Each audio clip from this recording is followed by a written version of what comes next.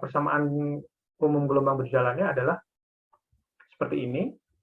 Tadi sudah kita derive dan bentuknya cukup mudah dipahami. Di sini EXO ini adalah amplitude medan untuk medan vektor E. Kemudian di sini E pangkat minus AZ ini alfa di sini adalah konstanta redaman. Kemudian di sini Z adalah sumbu di mana propagasi, di mana di mana gelombang tersebut berpropagasi, arah propagasi gelombang. Kemudian di sini juga kita lihat tanda minus di sini cos omega t minus beta Z di sini. Tanda minus berarti gelombang merambat ke arah sumbu Z positif. Sementara tanda plus berarti gelombang merambat ke arah sumbu Z negatif.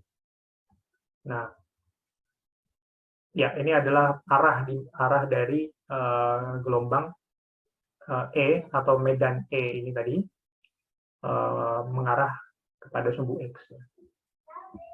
Sementara Z adalah arah perambatannya, E adalah arah polarisasinya.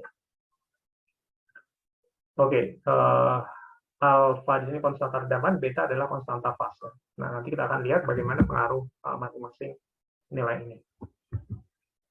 Nah, oke, di sini adalah ada satu contoh soal dan jawab. Tuliskan persamaan gelombang intensitas medan magnet yang berjalan ke arah sumbu X negatif dan bergetar searah sumbu Z.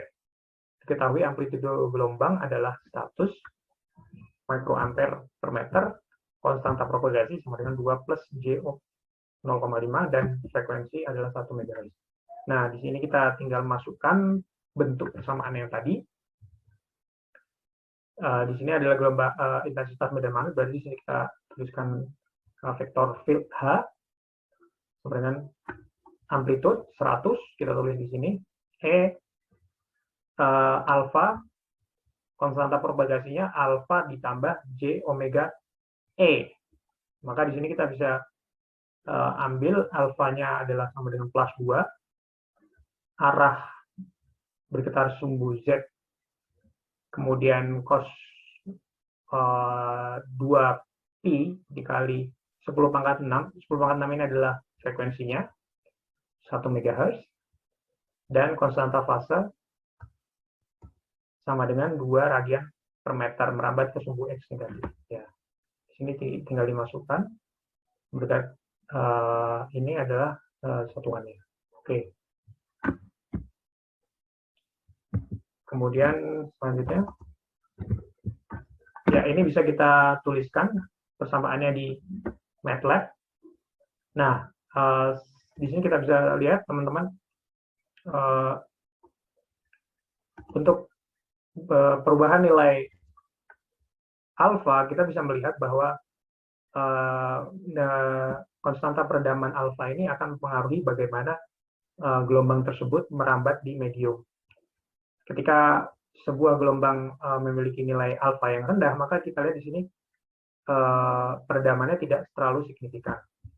Sementara untuk alfa lebih besar, sebagai perbandingan di sini 0,01 yang untuk gelombang yang pertama dengan warna biru kita gambarkan di sini.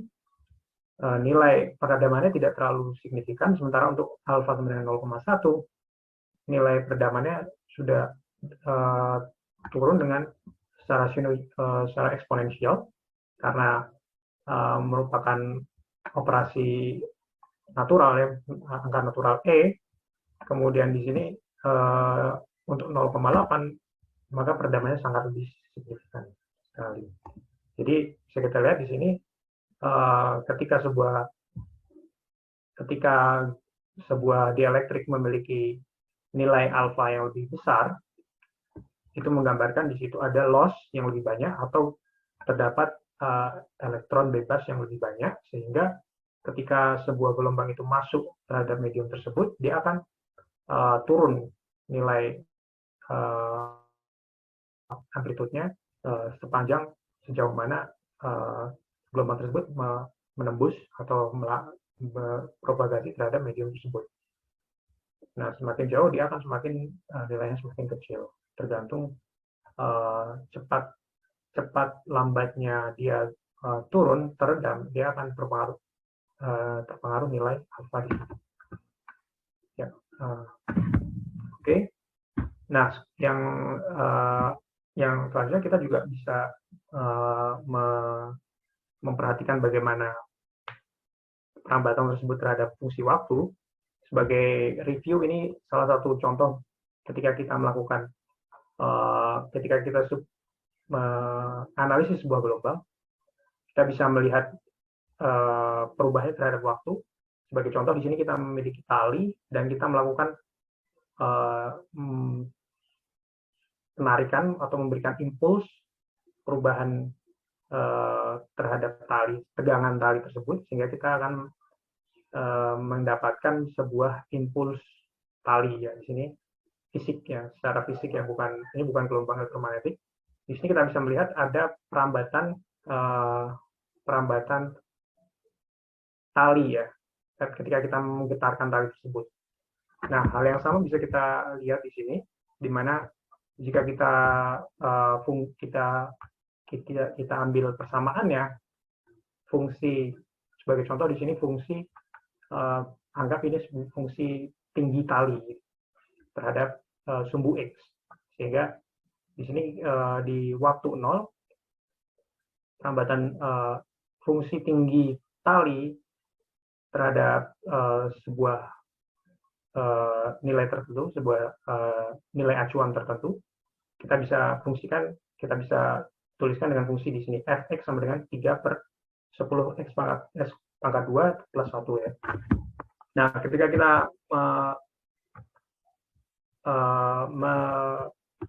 memasukkan fungsi waktu, kita akan mendapatkan persamaan yang seperti ini, di mana perambatannya kita bisa tulis sebagai pergeseran terhadap sumbu X. Pergeseran terhadap sumbu X tersebut dipengaruhi oleh V kali T. V di sini adalah kecepatan, T adalah waktu. Nah, ketika kita menambahkan variabel ini, kita akan bisa melihat bagaimana gelombang tersebut bergerak dalam fungsi waktu. Nah, ini kalau kita menuliskan persamaan ini di MATLAB, kita akan melihat secara mudah bagaimana perubahan gelombang kali ini terhadap waktu. Nah, hal yang sama juga bisa kita lihat dari persamaan gelombang medan elektrik tadi,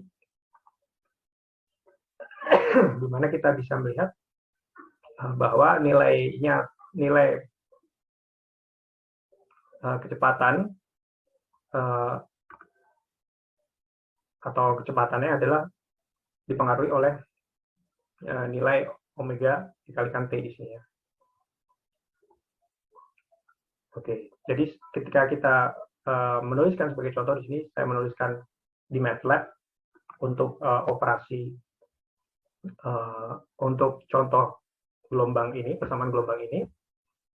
Kita lihat di sini, ketika saya mengganti waktu dari 0 menjadi 1,25 nano dan 2,5, terdapat pergeseran dari gelombang tersebut. Di sini acuannya adalah tanda garis putus-putus warna merah di sini.